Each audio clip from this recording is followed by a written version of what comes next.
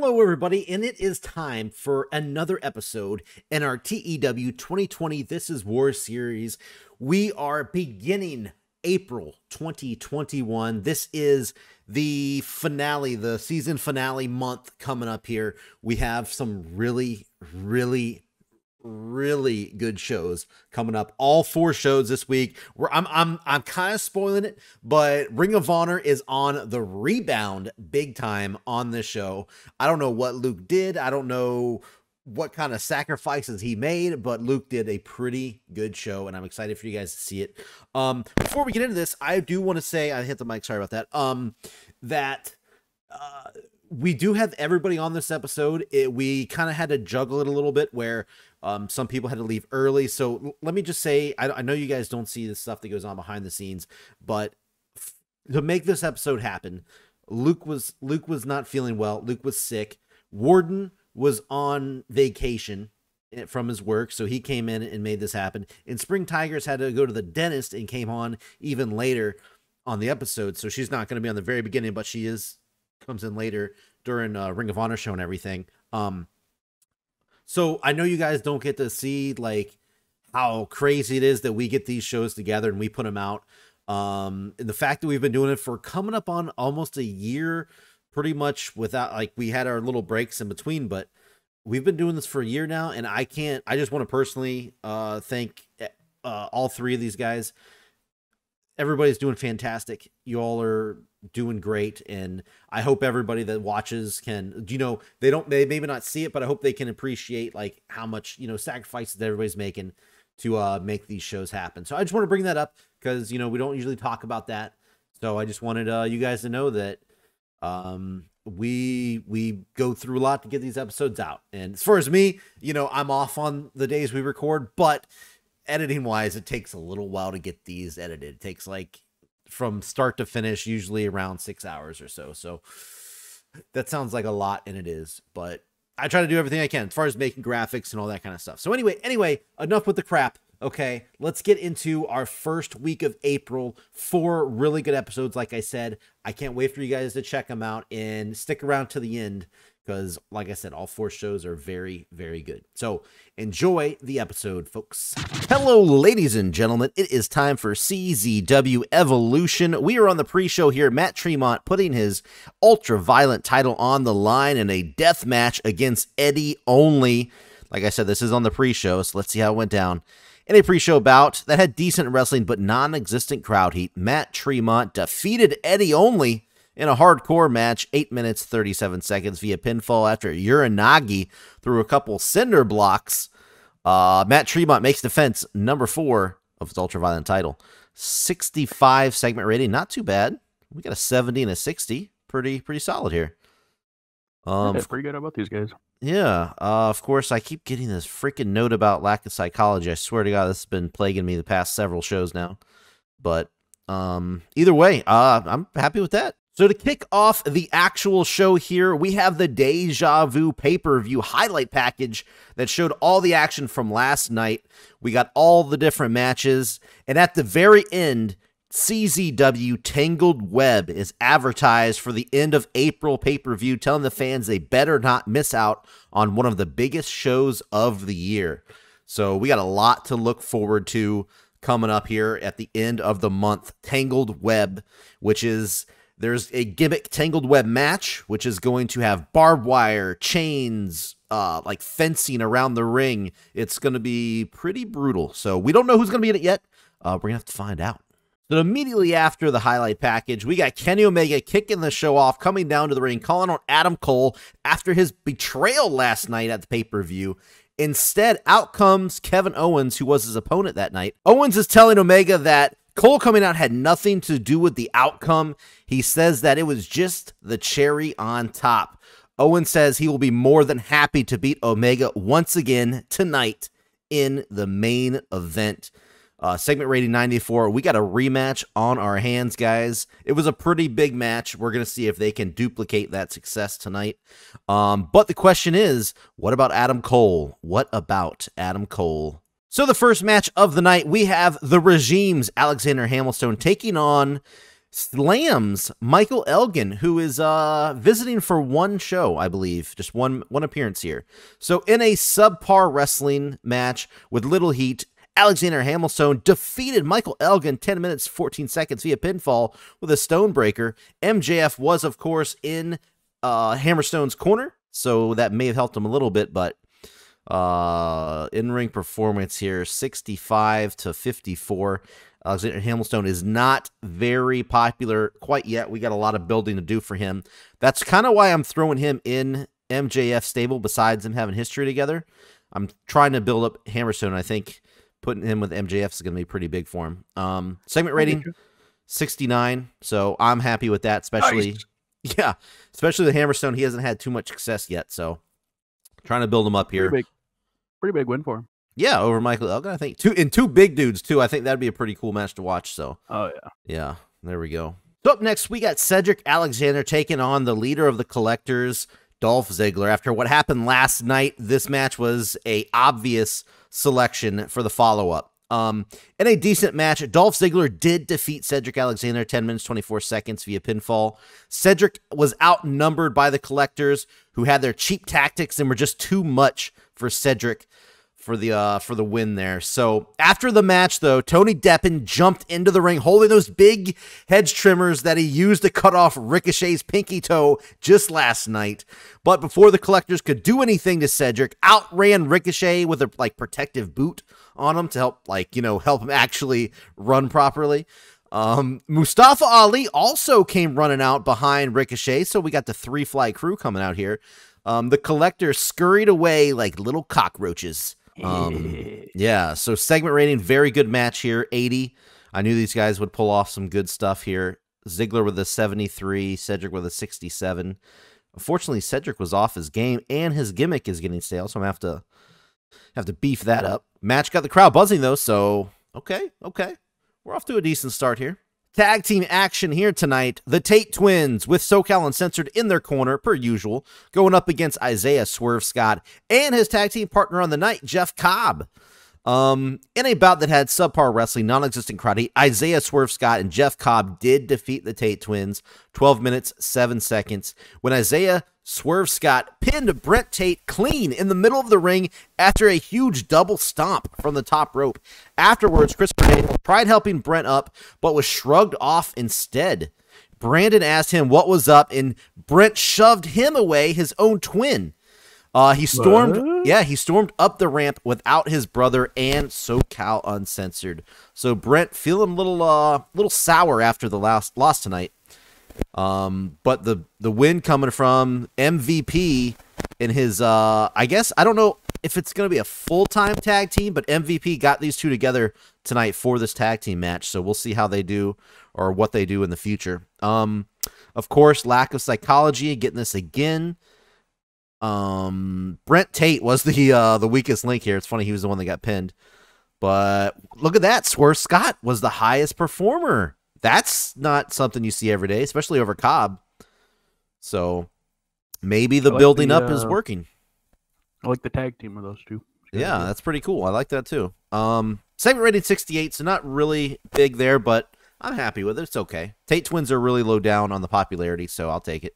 So we got Finn Balor. He's seen backstage telling everyone that Pete Dunne's dishonorable win last night has cost him his soul. Without a champion to defend his title, Balor sees no other option than to crown a new champion. Balor closes by holding up the Iron Man Championship, which looks now to be made up of some shiny black metallic material instead of the silver plating that the title normally has. So if you didn't catch what happened at the pay-per-view, we did get a quick roll-up win from Pete Dunne. It was clean, but I guess Balor is saying that it was dishonorable because it wasn't like a straight-up laying him out, finishing him. Right. Yeah, so, and then he disappeared through this red mist, so we don't know where Dunne is, and a 96 here. Finn Balor was superb going off script, so big stuff here. But we have a shiny black metallic title, apparently. We're going to see where that goes. So Josh Woods and Josh Barnett come out to the ring. They won a match again. They won a strong style match because Josh Woods is trying to take over the title of the King of Strong Style here in CZW. And out comes another MMA experienced fighter in Matt Riddle. So we got two MMA guys battling it out here. In a bout that had decent wrestling but didn't have much heat. Josh Woods shocked the CZW fans when he defeated Matt Riddle in 9 minutes via submission with his knee bar finisher. Yes, 70 segment rating. That's pretty good, especially out of Josh Woods here. And somehow Woods and Riddle had the same. I think it's because Matt Riddle's mad at me after having him lose to Swerve Scott. He is very, very, very angry at me. So that's probably why he didn't perform that well. But either way, still trying to build Josh Woods up here, and he's trying to get over as this new King of Strong Style here. And big win over Matt Riddle should help in that department. 70 segment rating. So just last night, FTR successfully defended their tag team titles in a triple threat match.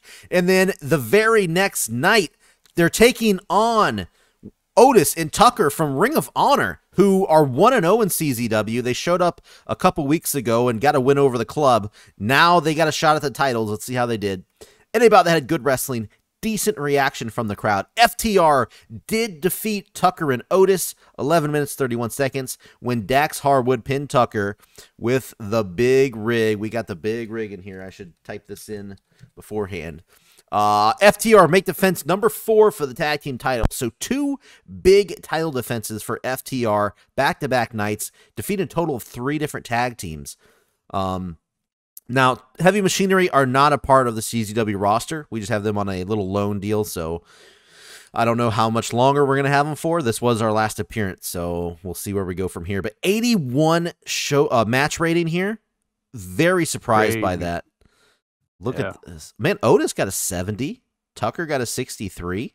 Pretty good. Dax Harwood, 77. Cash Wheeler was the top performer here with an 81. So I'm loving the work out of FTR here. They're really doing a good job. So hopefully they keep it up. Because immediately after the match, out comes the regime from the back. They're all clapping after FTR's hard-fought win over the Ring of Honor talent. Ethan Page then fat shames Otis and Tucker, telling them to hit the gym before they think about stepping foot back into CZW. Ethan then tells FTR that without a shadow of a doubt, they would have won the match last night if it wasn't for Strowman and Rusev. He lays out the challenge for a straight-up 2-on-2 match. FTR is seen saying anytime back in the ring as they are handed their CZW tag team titles. So yes, during that triple threat last night, obviously Strowman and Rusev, who are mad with the regime, came out and distracted and took Page and Alexander into the crowd and pretty much out of the triple threat match. So yeah, that's why they're a little sour about that. 94 segment rating. Obviously, MJF was the star of this segment, and looks like we're going to have a possible just straight-up 2-on-2 match with FTR and the North coming up in the future. How dare you fat shame? I know, right? I feel like that'd be perfect for Ethan Page since he just lost all this weight and got in perfect shape. Yeah, it would be funny. Wow, you're just really going to bully Otis like that. So, in our main event of the night, Kevin Owens versus Kenny Omega in a rematch from Deja Vu just last night in a bout that had superb wrestling and great heat. Kenny Omega this time did defeat Kevin Owens with Adam Cole on commentary. He came out right before the match, right before the bell rang, kind of trying to get into the head of Kenny Omega. He did try to get involved in the match only to catch a V-trigger from Omega. So he was thwarted. I think that is the correct term there, in his desire to screw Omega over.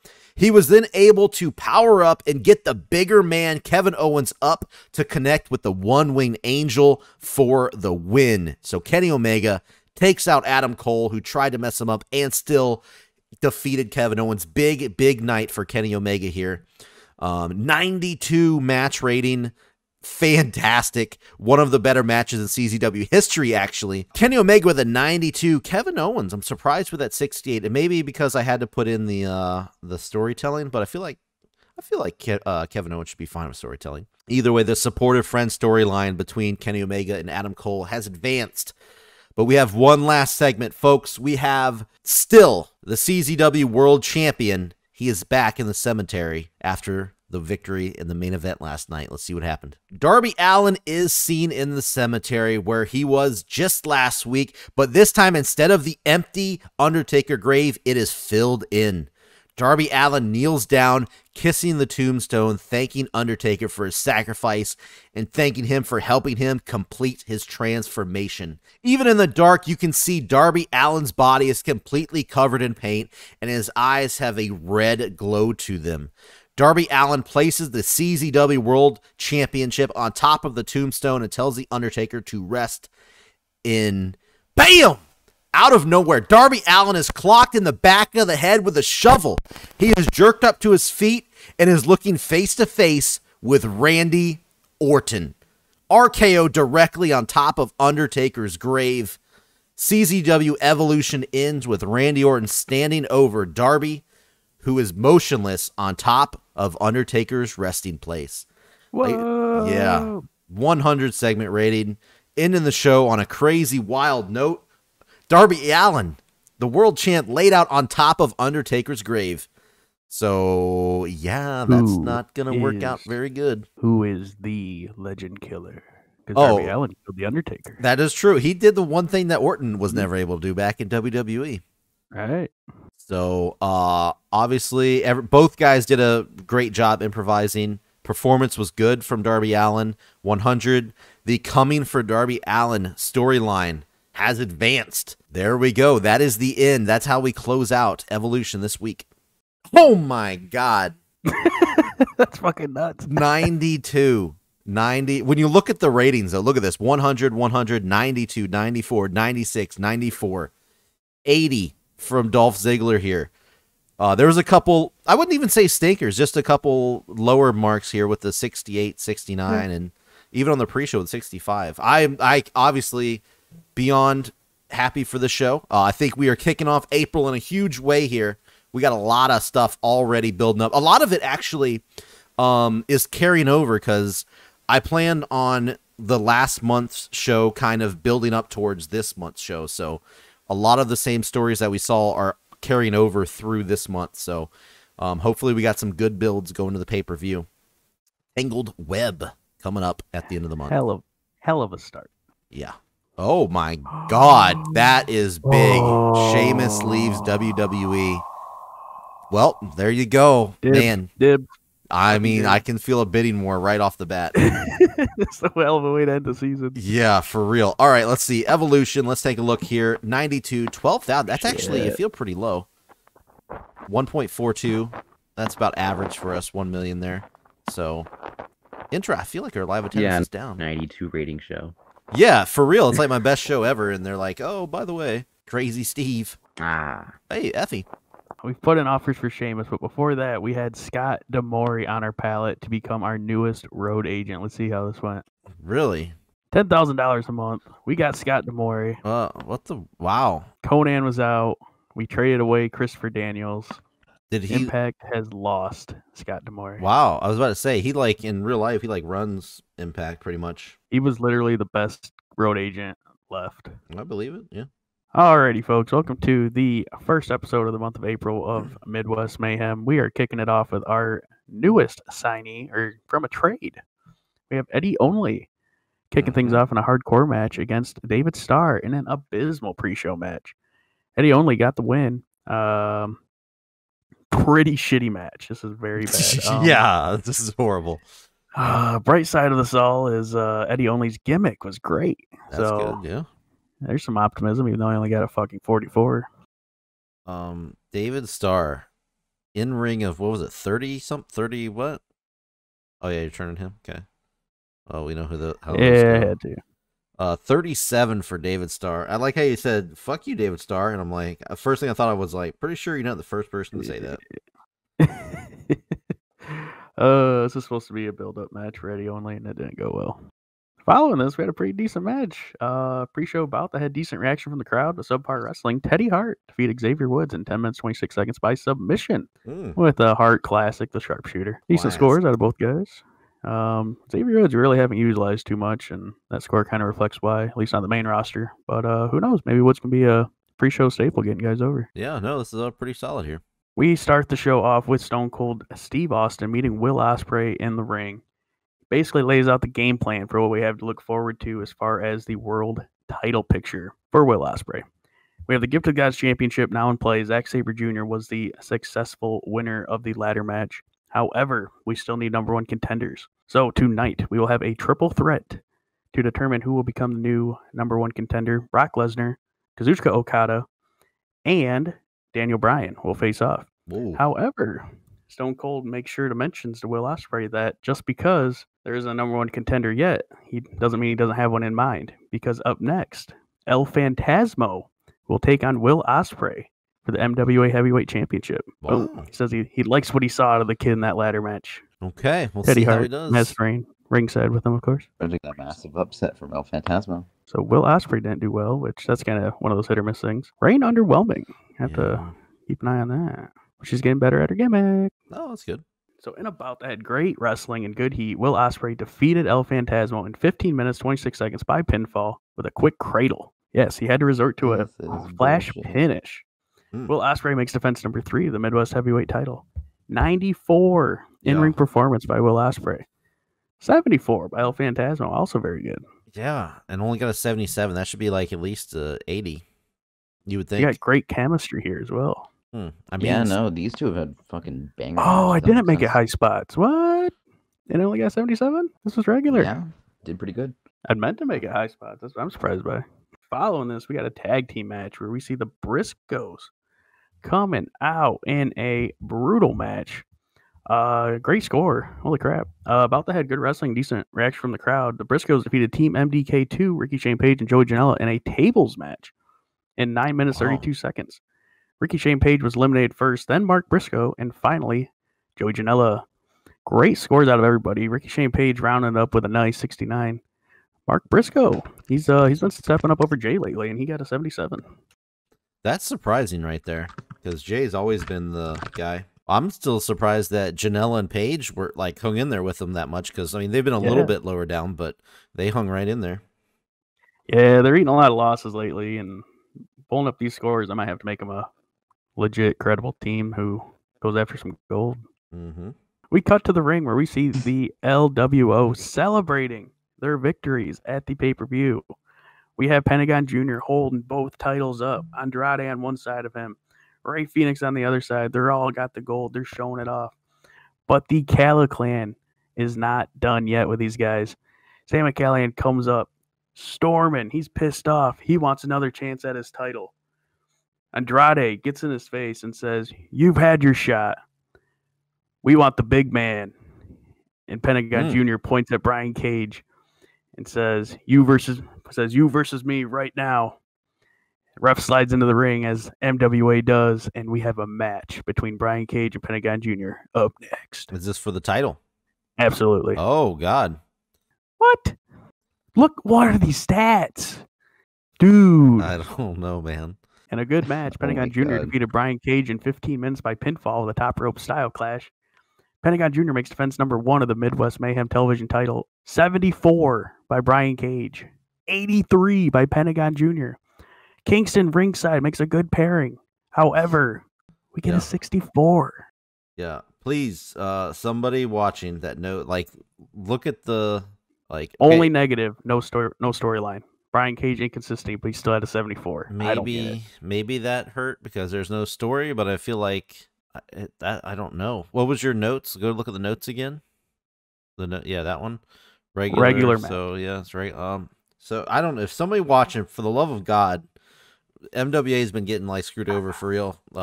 If you know why these numbers are low for the overall, please let us know. Following this, we see PCO and Skrull have a tag team match. We haven't seen them have a tag team match in quite a long time. And the booking team has them going against Ray Phoenix and Eddie Kingston, where they actually get the win against them. PCO and Skrull defeat Ray Phoenix and Eddie Kingston in 12 minutes, 56 seconds. Marty Skrull pinned Eddie Kingston with a graduation. So very, very varied scores here as we see PCO trying to... He kept up with Eddie Kingston. He got a 51, while Eddie Kingston had a 49. Skrull with a killer 79. Ray Phoenix with an 86. This has kind of started a little feud going on between The Modern Punks and LWO. The Cala Clan is out of the picture. You know what? And this got a pretty good segment rating, and there was a story involved. So maybe it is like maybe the crowd. Yeah, I they do think like a story. Your product may be in favor of stories. So, And the only reason I ended that story when I did was because for convenience sakes, because I'm starting another one later with Cala Clan. yeah, okay. So, following this, we have a singles match that could happen in the WWE realistically. hmm. But we have Tommaso Ciampa defeating Kofi Kingston in 13 minutes 29 seconds by submission with a Project Ciampa number 2. Now, stipulation was on the line for this match.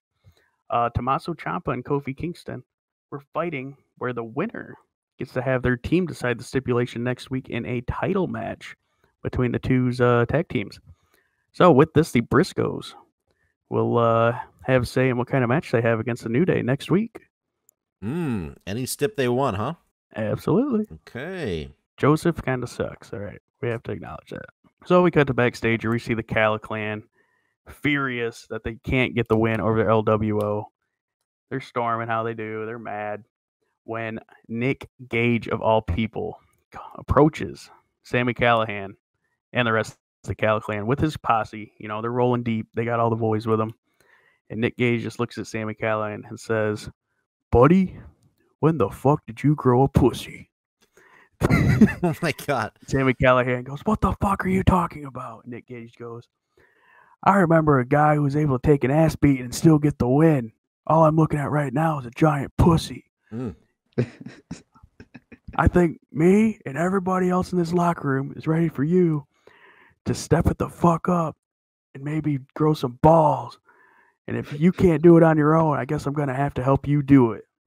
MDK walks away while Sami Callihan just stares in anger at what he was just told to his face by Nick Gage. Well, giant balls on Nick Gage right there, folks. To be fair, as somebody that's, watched Nick Gage pretty much his entire career, that sounds exactly like how Nick Gage would talk. So it's pretty good. I've been watching a lot of his matches lately. Yep. No, he calls people pussy all the time. So.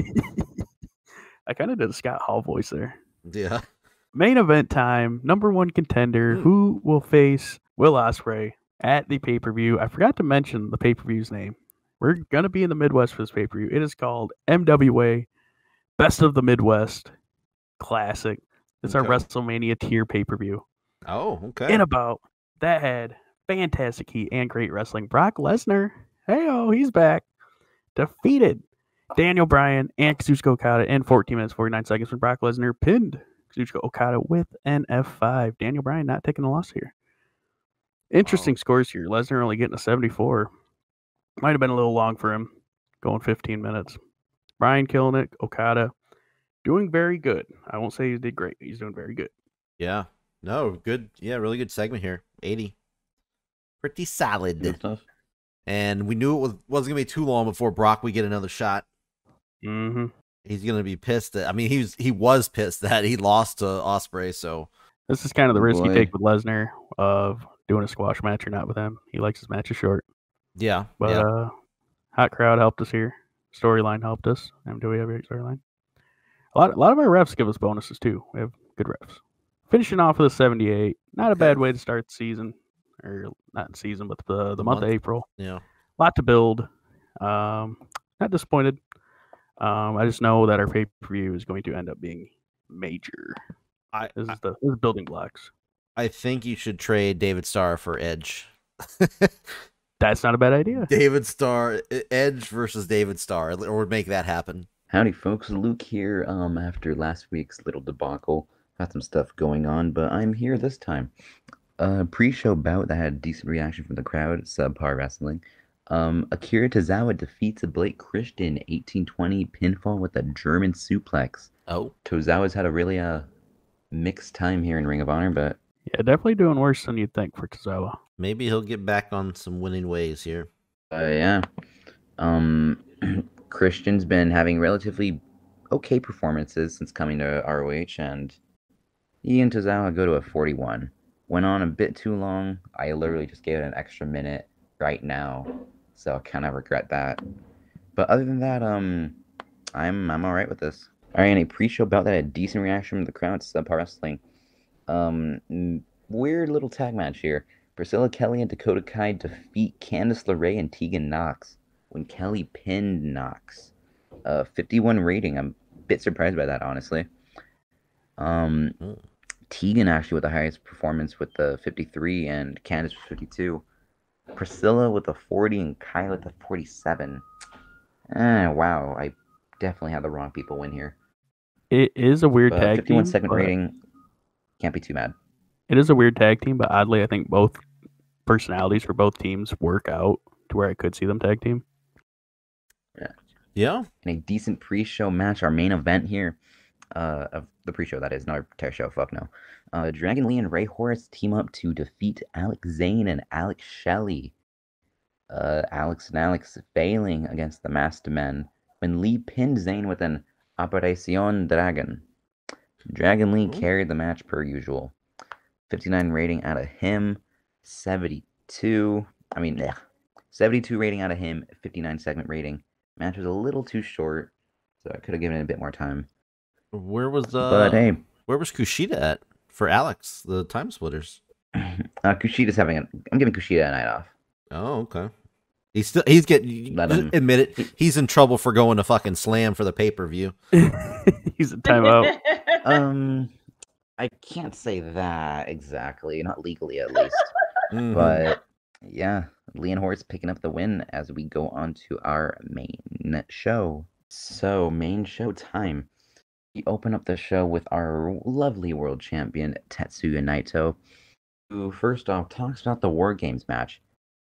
First off, he thanks Jon Moxley for being kind enough to replace Kushida at such a last second, saying if he ever wants a shot at the belt and have another go with him, he knows where to find him. And goes on to talk about Shelley and Tanahashi, saying how they've been surprisingly loyal to him, and he in particular wants Tana to come down. Tanahashi does so as the two friendly rivals stand across, before Naito offers him a title match, simply from how much fun and struggle Hiroshi causes him. Before he can continue, though, Nakamura and Kip Sabian of Toxic Society come down here. I wonder what this is about.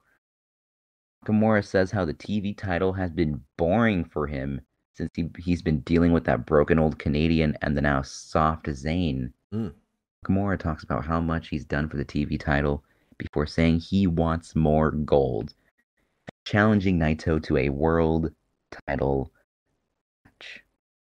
Before Naito can respond, though, Moose comes out alone, saying he also wants double gold, and he even pinned Naito clean in a singles match recently. Officially lays down the challenge. Nakamura, Moose, and Tanahashi all kind of stare at each other, you know. Because we can't have nice things, Sami Zayn slides into the ring and pounces Nakamura from behind. We have a brawl. 75 rating. I'm pretty happy with this. Naito doing well as usual, and Zayn benefited from having a hot catchphrase. With this, we transition into our very first match of the night.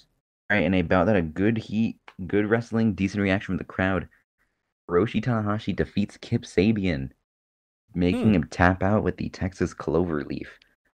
Rating of 70, Tanahashi with a 79, Sabian 54. And the match was a little too short for being important in the eyes of the audience. You know what? That's not bad. Yeah, I was about to say, that's not too bad. Kip Sabian's been, struggling a little bit, so I think 70's pretty this good. Was a technical masterclass. Oh. It's even better. So Sabian can apparently perform decently in these kinds of matches, so that's good. It's debut time, folks, as Zack Ryder has finally arrived here in Ring of Honor. In a decent match, Ryder picks up his first win over Flash Morgan Webster. 10 minutes by pinfall with a Rough Rider. A segment rating of 54. Both men had 52, and Ryder's gimmick is poor. His dude gimmick. I'm starting to see why Tigress let him go. Woo. All right. Woo. So yeah, Zack Ryder gets his first win in Ring of Honor. I'm guessing it's because it's Ring of Honor. They don't like a dude gimmick. Maybe. I'm guessing. In a good one-on-one match, nothing attached to it here, just pride and ego. Austin defeats TJP in about 13 minutes, pinning him with the fold.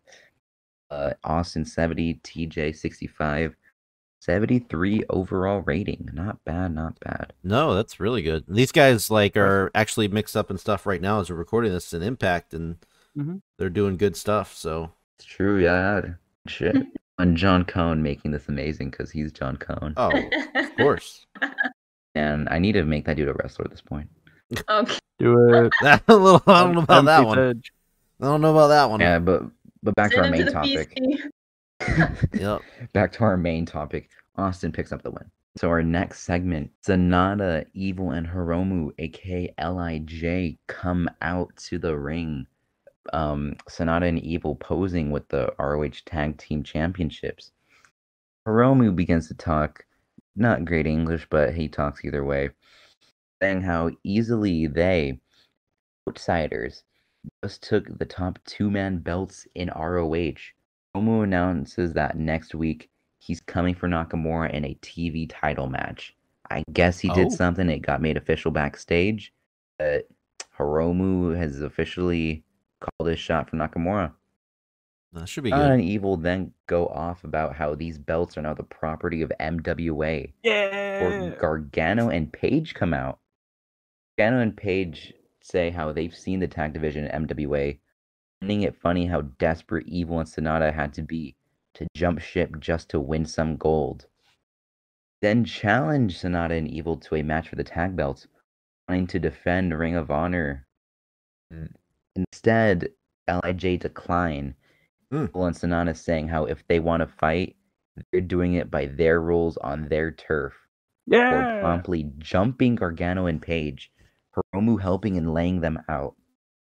LIJ stand over Gargano and Page as Candice LeRae runs down. Tag champs and the ticking time bomb leaving the ring as Candice glares at them angrily. Wow. 68 rating. So, wait, does this mean Evil and Sonata are going to defend on MWA programming? Okay. Is that what this means? I don't know. It's the first time actually hearing about it. Well, I think it's more meant as them saying that if they want to fight, they're not doing it here. No, maybe they don't really care about the Ring of Honor and they just want the belts. I have to come get these back sooner rather than later. Okay, we'll have to see what happens then. Jon Moxley is backstage now. Everyone's happy that he's back, away from the Fiend and all that nonsense. And, he's just walking around backstage. He's then confronted by Nick Aldis. Tells Moxley that things have changed around here and now Nick has taken his spot. Moxley laughs before punching him square in the jaw and grabbing Aldis by the hair and shouting at him, "Get your ass in the ring right now, or so God help me," for storming off. Segment rating 100, and even though Moxley struggled going off script, he benefited from a lot of support. Yep, he's your top guy. Hell yeah. Dude, Moxley can get a good match out of fucking anybody. Put him in there with Edge. Point. I might have to. In a bout that had fantastic heat and good wrestling, not great, but good, Jon Moxley defeats Nick Aldis in 1809 by pinfall with the Death Rider. Segment rating of 80. Some pretty good shit right there, folks. Wow. Even though Aldis was really off his game and the match was a little too short.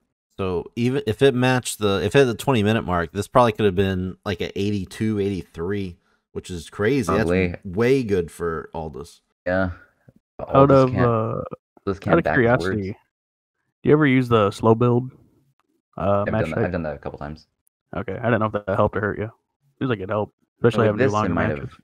This might have helped. After the match, Moxley's in the ring. Happy he's back. Just picked up a win over some douchebag named Aldis. For afterwards, the Titantron turns Titan on. And Bray Wyatt is in the Firefly Funhouse, but it's very noticeably charred. Everything kind of black and brown, falling apart. Room kind of lit red. With Karrion Kross and Scarlett nowhere in sight, Wyatt then tells us that Kross and Scarlett are okay, but Karrion had a bit of a punishment for not doing his job in taking down Moxley. Or Wyatt can go further. The screen starts flickering between him and the Fiend, telling Moxley his doomsday is coming. Oh. 100 segment rating. So he punished Cross and Scarlett for not coming through. Can only imagine what that was. But Bray and John doing well as usual, and some pretty good shit. Yeah, no, when it comes time for this match, this is quite possibly going to be one of Ring of Honor's biggest matches ever. Yeah, for sure. Probably going to do way better than their first match, too. Oh, I'm sure. A bout that had fantastic heat, great wrestling. Tetsuya Naito and Sami Zayn team up against Nakamura and Moose after the confrontation from earlier in the night. In the end, the faces pick up the win when Zayn pinned Nakamura. Wow. After a Helluva kick. So Zayn has officially pinned the television champion. Maybe Edge being there was the issue and not Zayn.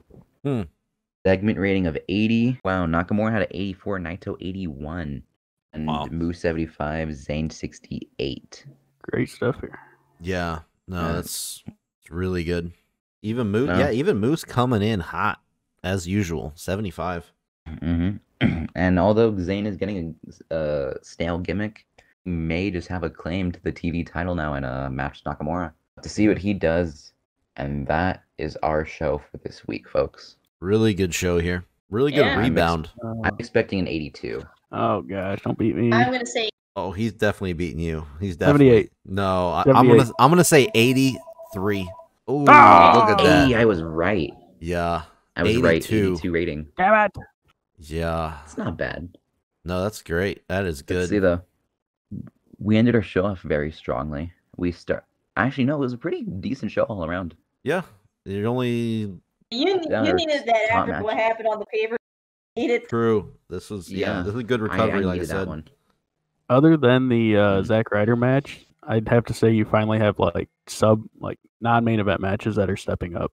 Yeah, I agree with that. Honestly, really surprised that Sabian Tanahashi specifically had a 70. I was expecting like a 62 out of that because it was technical masterclass. All right, let's look at the ratings. We'll start with MWA Midwest Mayhem 78, 11K. We broke it. Oh my God, you did 2.78, 2 million viewers. This is only the second time in history that 2 million TV viewers have been touched. Yes. Wow. That makes me think that Ring of Honor had a pretty good show.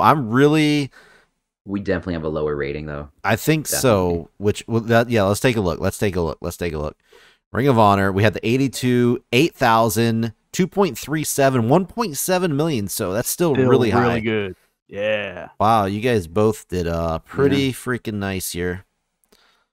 Pretty good stuff. But we're so good, we make people buy 2 TVs to watch us. Yeah. They want to catch it both. That's surprising because we're only on Fox. They're on 2 places.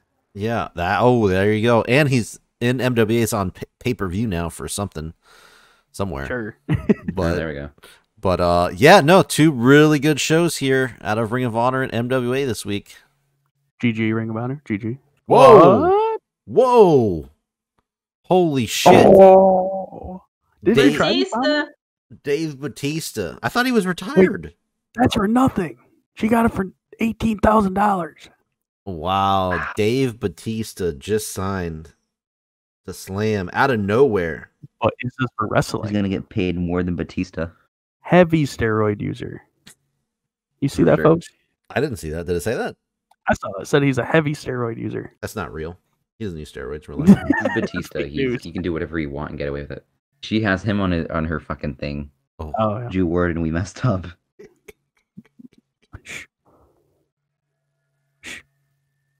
Oh! Well, Drew McIntyre's happy. Oh, and here it comes. No. It has ended. All ended now. He must be. Yeah. All right, Warden. It was fun. I told you guys should have sorted it out before she got on. We start Saturday Night Slam on the free show, and we have Kurt Hawkins taking on Jordan Devlin, and he actually won and got his first win in Slam. Okay. So Hawkins, it's funny how we just saw him on his partner get a win over on Ring of Honor.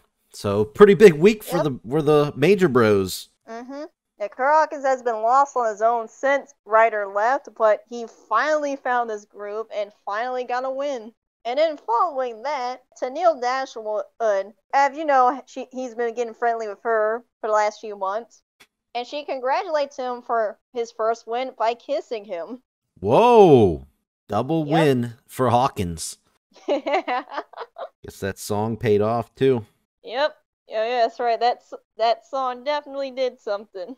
In our opening segment of the main show, we have Kabuki Warriors in the ring. Io and Asuka compliment each other on their hard-fought match at Chain of Memories and celebrate the fact that they main evented in the Tokyo Dome, which is something women were able to do only one other time back in 1994.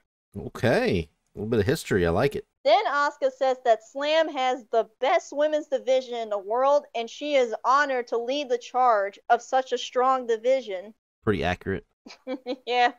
Becky Lynch's music hits, and she walks into the ring with a microphone in her hand with a pop from the crowd.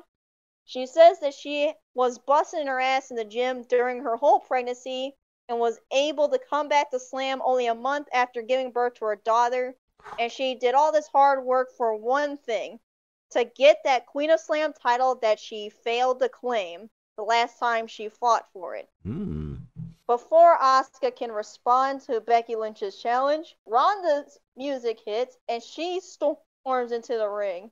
She shoves Becky out of the way and gets in Asuka's face for demanding a rematch for her title. Becky shoves Ronda back and tells her that she hasn't done anything relevant since losing the Queen of Slam title back in December and should stay in the back of the line where she belongs. Then Mia Yim walks onto the stage, clearly frustrated at the display of these women. She says that Becky and Ronda had their shots at the Queen of Slam title and they blew it. It's time for someone new to get a shot at the title, and it should be her. I agree. I'm supporting this. Kairi Sane chimes in to the surprise of her peers to say that she agrees with Mia that someone new should get a shot at that Queen of Slam title, but it shouldn't be a Mia Yim, it should be her, while she points to herself. Charlotte comes out and says that as much as this exchange has been entertaining, she is the rightful #1 contender. Oh my god. She claims that she carried CZW's women's division on her back so much that the division died as soon as she left the company. 100% accurate.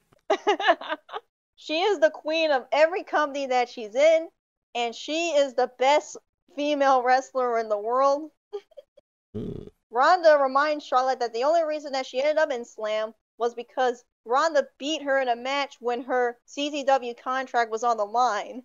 Charlotte smirks and says that Ronda should pat herself on the back for doing that and claims that ever since she debuted in Slam, this division has been the division in this company, and it's all thanks to her. Bayley walks onto the stage laughing at Charlotte and points out that she pinned Charlotte at Chain of Memories, so she has no right to demand a title shot 6 days later, and Charlotte just rolls her eyes at Bayley. Ronda, Becky, Mia, Bayley, and Charlotte keep arguing as the Kabuki Warriors take this as a chance to sneak away while the other women are focused on each other. Then the argument turns into Becky and Ronda brawling in the ring, while Mia, Charlotte, and Bayley are brawling on the stage. Security comes out and breaks up the fight before escorting the women to the back so that the show can continue. Wow, so we just have everybody out there wanting title shots. Yep. Man, interesting to see who's going to be the one that actually gets it in the end. We in Slam have a very competitive women's division. I see this. In our opening match, we have Mustache Mountain versus the Street Profits, where Mustache Mountain got on the win when Trent Seven pinned Angelo Dawkins with a 7 stars lariat. Mustache Mountain, they've been up and down. They've been up and down. So at least interesting to see if they can get some momentum behind them. A 72 rating, and both teams have excellent chemistry teaming together, and the crowd got hotter. Following this, we go backstage to where Yuka walks over to Elias, and she says that she knows that he is still upset about his guitar, and so she wanted to make him feel better. And then she takes her arms from behind her back and reveals a new guitar and gives it to Elias. Wow. Elias is surprised by this kind gesture, but then he picks it up and plays it, and it plays beautifully. And he just looks stunned and doesn't know what to say about this act of kindness from Yuka. These two have a pretty awesome dynamic. This is one of my favorite things that's going on in Slam. Thank you. Mm-hmm. An 80 segment rating. So clearly the fans like this dynamic as well. In a good match, Orange Cassidy defeated Austin Theory in 14 minutes and 22 seconds by pinfall with a roll-up. Looks like they have great chemistry, too. Mm-hmm. Yeah, Paige has been doing good work at ringside as Austin Theory's manager, and Orange Cassidy has public support, so that definitely helped the match. So a 74 rating. The possessed Tessa Blanchard calls out Rosemary for getting involved in her business with Susie and says that there will be hell to pay for Rosemary for doing this. Yeah, 84 rating. Wow. Story got heat. Yep. Show's going pretty freaking good.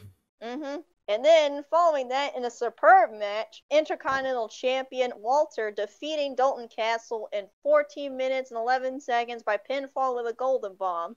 Okay, so non-title looks like here, right? No title match? Yeah, non-title. Okay. Yeah, non-title. But, yeah, 79 rating. Walter has been doing great since winning the belt. Oh my, yeah, he's been, as expected, pretty phenomenal. We have The Rock announcing that next week we'll have a battle royal to determine Asuka's opponent at Armageddon for the Queen of Slam title. Oh, okay. And yeah, Armageddon is our next pay-per-view. Gotcha. 81. Yeah, like the women are apparently the main stars of Slam, as this show has proven. In an exceptional match, Shayna Baszler defeated one half of the Dynamic Duos champions, Matt Jackson, in 14 minutes and 57 seconds by submission with a core feet clutch. Wow. I can't believe this got an 84. Yep. Wow. 84. That's crazy. Shayna Baszler, like out of nowhere, is like just destroying right now. Uh-huh. That's impressive. Yeah, 79 for her, 82 for Matt Jackson. And, you know, Matt Jackson benefited from having a hot new move, which helped the match. We have Chris Jericho making it clear that while he may not have gotten Bandito to become his new protege, he is still searching for a protege to mold into the next future star of this business. So his search continues. Now, I'm looking at this note. Chris Jericho was very important trying to emphasize dialogue, and I'm like, who the hell made this mod for this game? That's been happening a lot, where it's been inconsistent as who can be good without a script and who can. Yeah, 75 rating, so not horrible. Mm-hmm.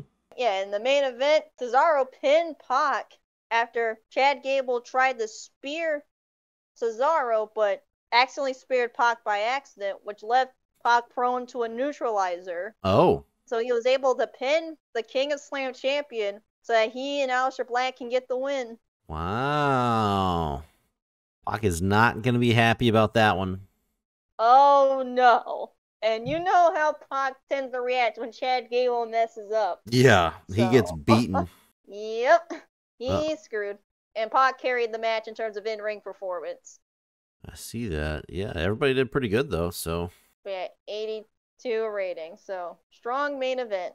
83. There you go. Yep. Yeah. Look at that. Very, like, just straight 80s, 70s, high 70s. You got 90 in there.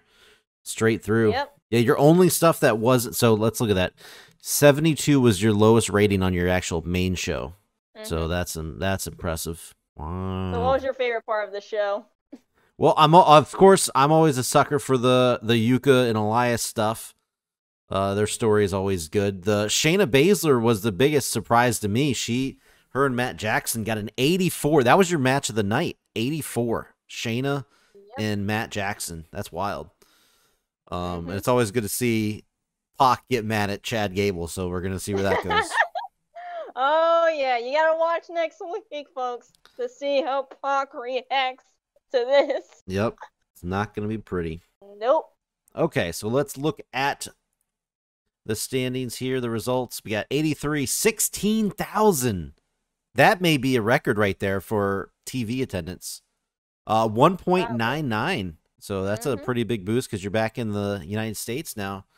1.4, almost 1.5 mil. So that's pretty good stuff there. That is really good. I think everybody's off to a really good start so far for April. It is time for the Week 41 ratings breakdown, starting off with CZW coming in with a television rating of 1.42, which, believe it or not, that is the highest television rating for CZW this season. So congrats on CZW for hitting that 1.42 mark, which ended up being 1,071,696 viewers. Live attendance was quite down, actually pretty far down compared to the last 2 weeks. Only 12,684. Week before this was 14,108, and the week before that was 15,000. So somehow in just 2 weeks, CZW has dropped 3,000 people attending the show live. Very, very interesting there. But the big number here, 92, which happens to be CZW's record with the highest television rating ever. The one before this was a 91. They actually hit the 90s 3 times. All the way back at week 18, they had a 90. Week 30, we got a 91, which was our second episode of season 2 here. Our second week, which was episode 3 because of that recap. Anyway, so unbelievably monster show for CZW. Great start to April here. Speaking of great starts, Ring of Honor, 2.37 for Battlefield here this week, which is up from a 2.30 last week. So up by 0.07. Good stuff there. Up about 60,000 viewers here from last week. 1,784,428 viewers tuned in. And the live attendance was kind of like CZW, down just a little bit, not as far. Only 300 people less than last week. 8,342 were live for Battlefield this week. But 82 show rating, that is tied for the highest show rating Ring of Honor has ever got. So CZW hits their biggest show rating. Ring of Honor ties for their biggest show rating right off the bat. 2 of the best show ratings companies had this week already. So not too shabby there. Then we go to MWA, which, you know what, it didn't quite hit a monster number with a 78 show rating. We're just going to talk about the bad news first because there's a lot of good news to talk about. Television rating 2.78. This breaks their record for the highest television rating, which was a 2.68 all the way back in week number 8, which was the only time that any company has hit 2 million viewers for a television show. But it happened here again, 2,086,724 viewers, which breaks the record for 2,011,000 all the way back at that week 8. So MWA breaks their record for for viewers tuned in and their television rating. So big stuff there. Then we go to the live attendance, down again, kind of like the other 2 companies, only about 200 here. Still, MWA has hit 11,000 4 weeks in a row. So they are very consistent with their television live attendance here with 11,247. Good stuff. So moving on to Slam, which is back in the United States, and the numbers are showing 1.99. That is right back where Slam has been when they were in the United States. Their biggest show rating so far this season is 2.01, so they were just shy of that. 1.496 million tuned in to watch this show live, and it had a record. So many records already on this episode. 16,603. That is not just Slam's best number. That is the best live attendance for a television show any company has got. Slam is the sole owner of that record right there. This episode has been fantastic. And look at the show rating, 83, right back in the wheelhouse. Slam's been hitting in the 80s every single show. Only one show, as a matter of fact, did not hit in the 80s. That was back at week 38. They had a 79. So either way, Slam, clicking. Everybody, MWA hitting those big viewers. Ring of Honor with the big show rating. CZW with the big show rating. All 4 companies, all 4 very good shows kicking off April 2021. So yeah, 92. CZW getting a 92 this week. I planned on going all out for this month, but I didn't anticipate starting off with a 92 show rating for our very first TV show. Wow. Very good stuff. Ring of Honor stepping it up. Slam coming in with a big 83 as well. Everybody doing good. Warden's MWA was down just a little bit, but he broke the 2 million mark. Awesome stuff. Everybody is doing a really good job. And I told everybody, hey, this is, the season finale month, so make sure we go all out, because this is, April, which is the WrestleMania time frame and all that. So we want our shows to be pretty big alongside WrestleMania, which we know is going to have crazy, stupid numbers in the game, I'm sure. So, well, that is it, guys. I hope you stick around. We got 4 episodes left, 3 more TVs, and a pay-per-view, major pay-per-view coming up. You're going to want to see the build-up as we make it to our final pay-per-views of the season. Guys, let us know down below. How have you liked Season 2 so far compared to Season 1? Obviously, I think we've gotten better at the game. Besides maybe Luke's little questionable calls from time to time. But, no, I think we've improved, obviously. But what do you guys think about the booking stuff? And how do you think we're pushing our companies? Are they going in the right direction, wrong direction? Are we doing a lot of stuff you don't like, a lot of stuff you do like? Just, if you can, give us a little comparison, Season 1 to Season 2. I like to see that. And, of course, we all want to see that. We want to hear you guys, your input, and what you guys are feeling. So that is it. We'll see you on the next episode. Thank you so much. Subscribe if you haven't, and follow us at Jobber Radio and all of the stuff on the side. We'll see you on that next episode.